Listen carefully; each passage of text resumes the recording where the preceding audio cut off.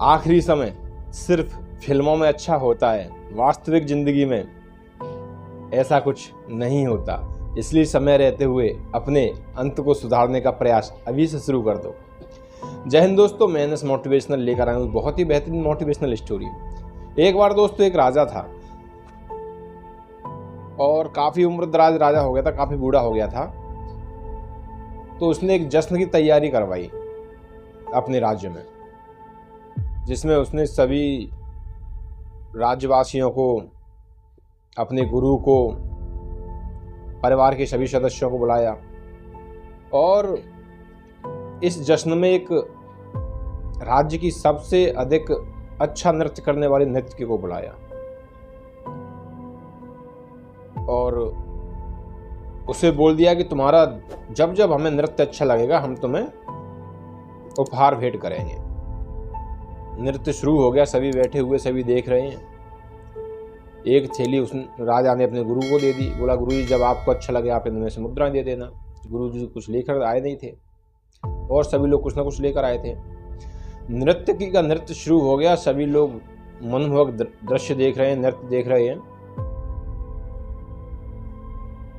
काफी समय बीत गया, रात बीत रही है, सुबह का पहर हो रहा है। उस समय जो तबला वादक था उसका ध्यान गड़बड़ हो रहा है नींद की वजह से, उसे उबाकी आ रही है। नृत्यकी का ध्यान उस पर गया और उसने देखा कि अगर ये तबला बजाते हुए सो गया तो राजा इसे दंडित कर देंगे। तो उसे बचाने के लिए नृत्यकी ने नाचते नाचते एक दोहा बोला, गड़ी गई थोड़ी रही या में पल पल जाए और एक पलक के कारण तू काहे कलंक लगाए। इतना जैसे नृत्यकी ने बोला तुरंत तबले वादक समझ गया और उसने अपना तबला ठीक से बजाना शुरू कर दिया। लेकिन ये दोहा जैसे ही गुरुजी के कानों में पड़ा, गुरुजी खड़े हो गए और वहां से चल दिए और जितनी मुद्राएं थी उसको दे दी।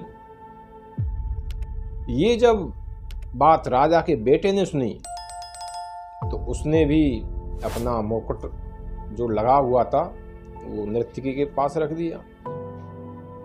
दूसरा राजा की जो बेटी थी उसने अपना तुरंत हार निकाल के नृत्यकी के सामने रख दिया। राजा की समझ में नहीं आया, बोला ये क्या अचानक हो गया। सभी अभी आनंद ले रहे थे, अभी सभी इसको दान देकर चल रहे हैं। तो राजा ने पूछ लिया, गुरुजी क्या हुआ अचानक आपको? ये दोहा सुनने के बाद आप अचानक खड़े क्यों हो गए? बोला, इस दोहे का मतलब ये है कि पल पल सब कुछ गुजर रहा है और एक मौज मस्ती के एक पल के लिए क्यों अपनी जिंदगी में कलंक लगा रहे हो? मैंने तो शुरू से भक्ति की है भगवान की और इस नृत्य को देखने के बाद मेरा ध्यान बिल्कुल हट गया था भगवान की तरफ से। तो मैं तो जा रहा हूं अभी भक्ति करने के लिए। फिर बेटी से पूछा, बोला तुमने अपना हार क्यों दे दिया ऐसे?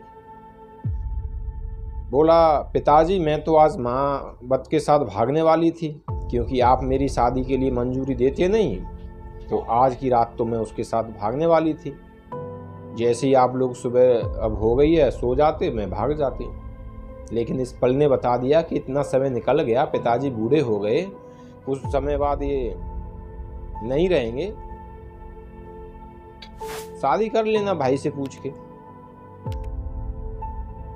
लेकिन इस सुनने के बाद मैं समझ गई, मैंने कहा भागना ठीक नहीं है, मैंने अपना हार दे दिया। बेटे से पूछा, बोला तुम क्यों अपना मुकुट दे दिए? बोला, पिताजी मैं बहुत दिनों से सोच रहा था कि आप मेरे को सिंहासन दोगे, लेकिन आप बूढ़े हो गए, लेकिन आप इस सिंहासन को त्यागने वाले नहीं हैं। तो आज मैं आपकी मृत्यु करने वाला था, लेकिन इस दोहे ने मुझे बता दिया कि पिताजी की इतना समय निकल गया, थोड़े पल बचे हैं उनके पास, बूढ़े तो हो ही गए, पता नहीं कब आखिरी समय हो, तो क्यों कलंक लगाऊं मैं अपने ऊपर।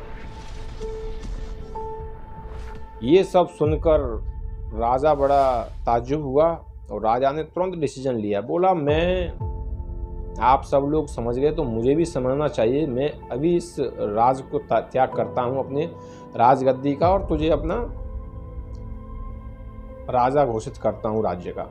और बेटी से बोला, बेटी इतने राजा आए हुए हैं, तुम्हें जिससे शादी करनी है कर लो, मुझे कोई फर्क नहीं पड़ेगा। और गुरुजी से बोले, गुरुजी मुझे क्षमा करिए, मैंने इस तरह का नृत्य करवाया जिससे आपका प्रभु से ध्यान भंग हुआ। और तुरंत राजा ने भी संन्यास ले लिया और जंगल में चला गया। तो दोस्तों, समय रहते हुए हमें कुछ डिसीजन ले लेने चाहिए, हमें इंतज़ार नहीं करना चाहिए उस वक्त का कि ये अपने आप हो ही जाएगा। तो अगर मेरी मोटिवेशनल स्टोरी पसंद आई हो तो लाइक कमेंट शेयर ज़रूर करें। जय हिंद।